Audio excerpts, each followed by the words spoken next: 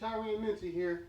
We're going to talk to you a little bit more about immunity. Instead of just depending on the mask, which I suppose is something, I want to remind you that there's an immune system inside.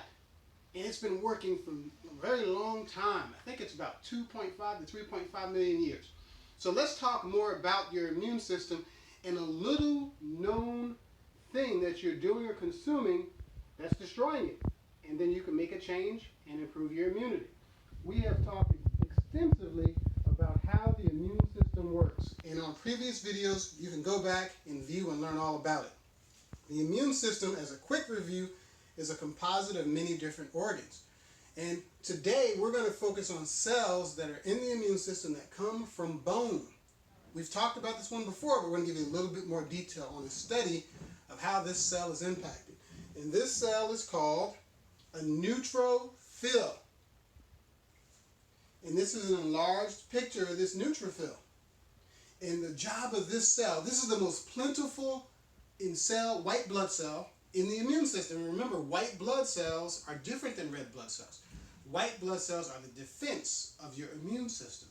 So this white blood cell destroys bacteria and viruses. And it represents 40 to 70% of all of your immune cells.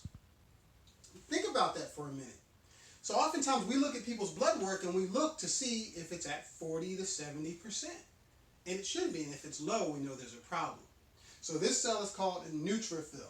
And this is a really simple concept that we're going to discuss today. There's something that many people are doing that no one has talked about that's weakening their immune system, making them more susceptible to flu and viruses such as corona and other infections. And do you know what that is? What could that one simple thing do? Be? They're over consuming sugar.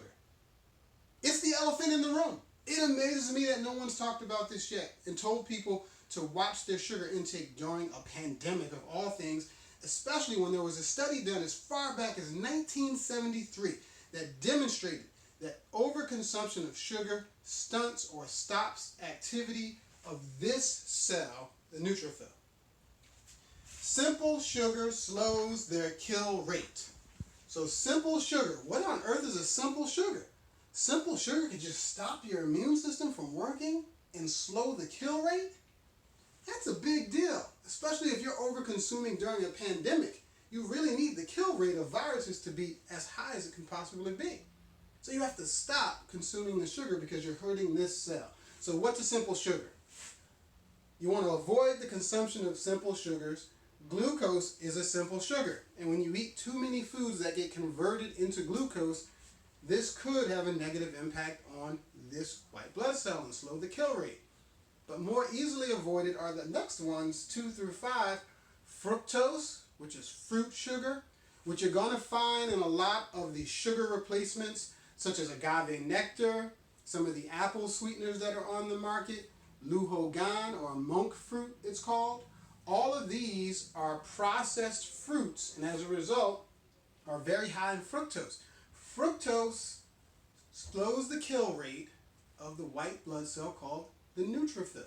That's not good, even if it's natural.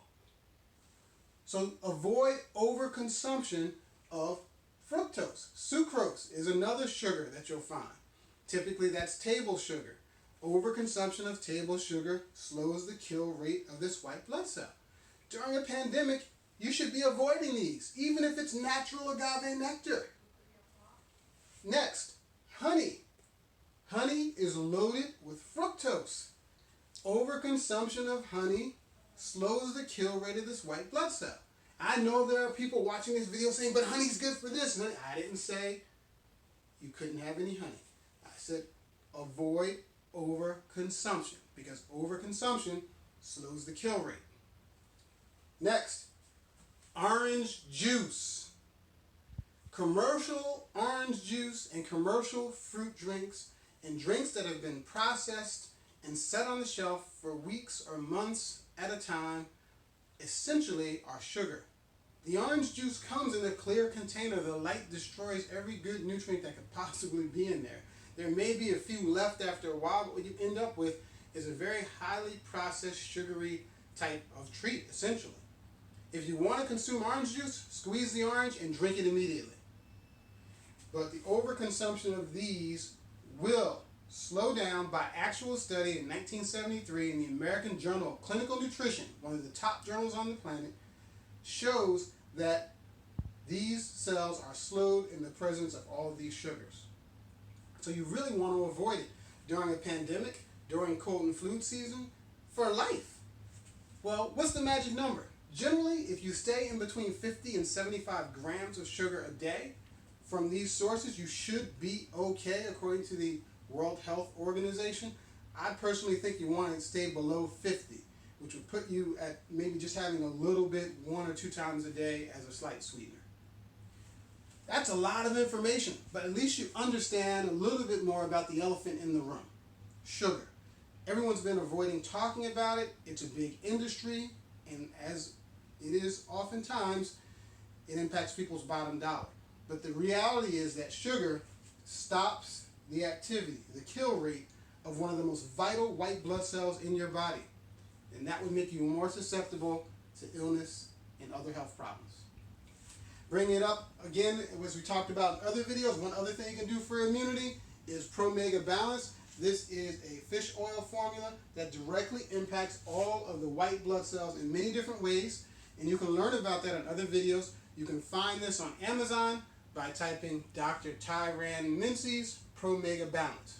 In the meantime, please keep your sugar intake low, if not non-existent.